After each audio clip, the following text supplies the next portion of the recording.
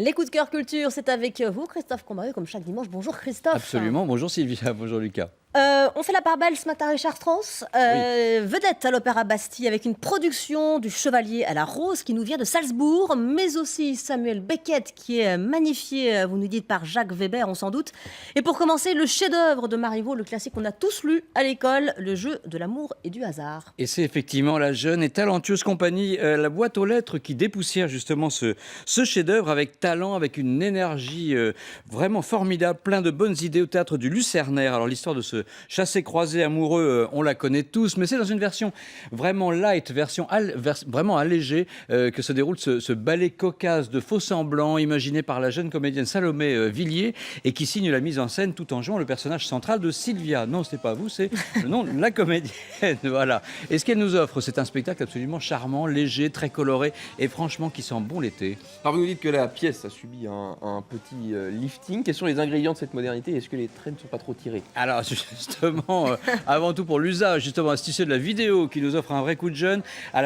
Cette pièce de Marivaux actualise un peu le propos entre légèreté, espièglerie, quiproquo et rebondissement à gogo. Voilà, ils sont très investis, très justes. Ces comédiens brillent sur une bande-son résolument pop-rock. Et pour tout vous dire, c'est la première fois qu'on peut entendre du Bowie quand on va voir du Marivaux. Franchement, ça, si c'est pas un élément vendeur, en tout cas, c'est pas banal. Voilà, c'est un peu Six Sex and Son avec Salomé Villiers, Raphaël Lehmann, Étienne Launay, Bertrand Mounier, Philippe Pérussel et l'excellent François Nambaud qu'on peut voir justement au cinéma en ce moment dans Théo et Hugo dans le même bateau. Voilà, légèreté, fraîcheur, bonne humeur. Quand on parle d'un classique, c'est plutôt rare et c'est donc à ne pas louper. Ils sont jusqu'au 4 juin au Lucernaire.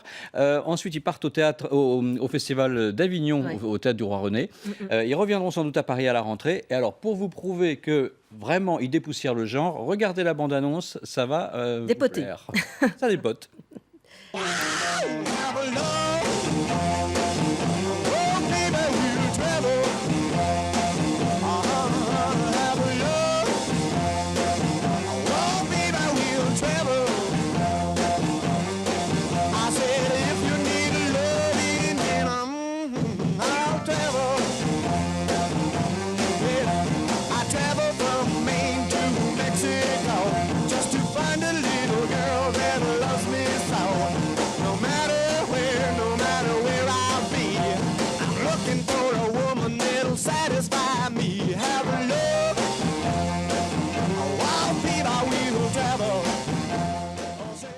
Effectivement, ça donne envie de jeter un petit coup d'œil. Conventionnel, comme Marivaux. On est d'accord.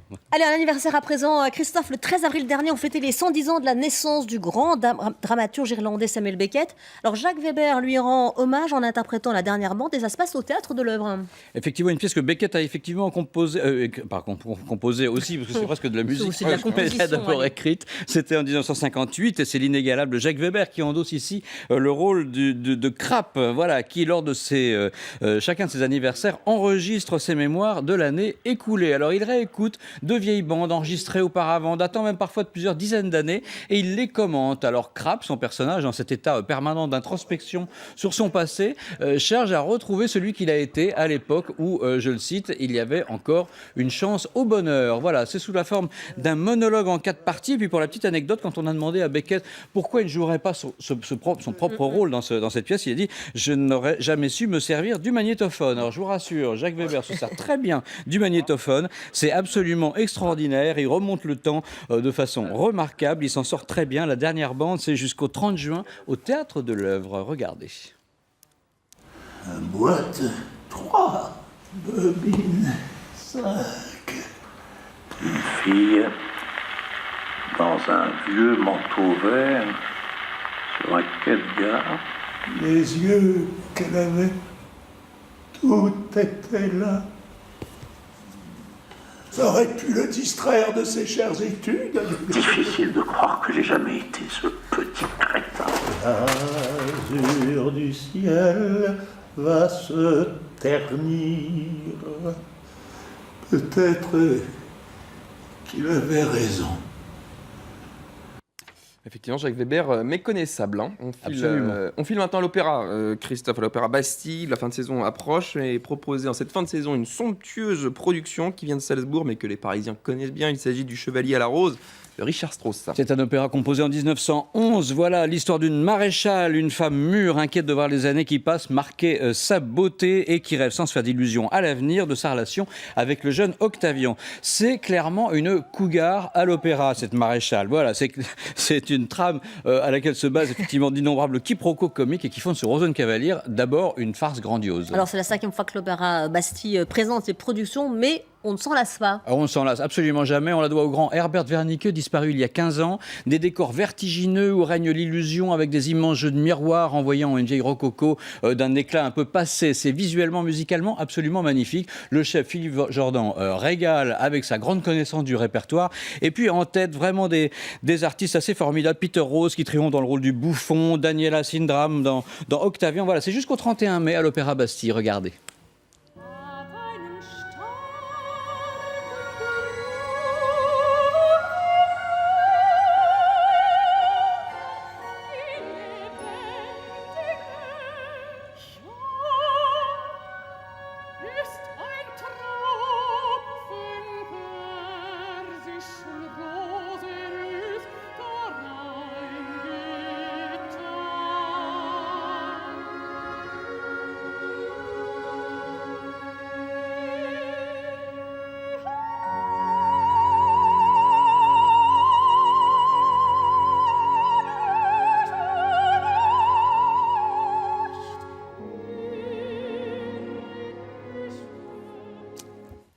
Et pour terminer, Christophe, vous avez 1 minute pour votre coup de cœur express. Top chrono. On fait vite, top chrono. On commence, on reste dans la musique classique avec un tout jeune ensemble Appassionato, créé par Mathieu Herzog, un ancien musicien du Quatuor Eben, qui s'est pris de passion pour la direction et la transcription d'œuvres, réussissant à adopter de grandes pièces symphoniques pour un orchestre réduit de 15 à 30 musiciens.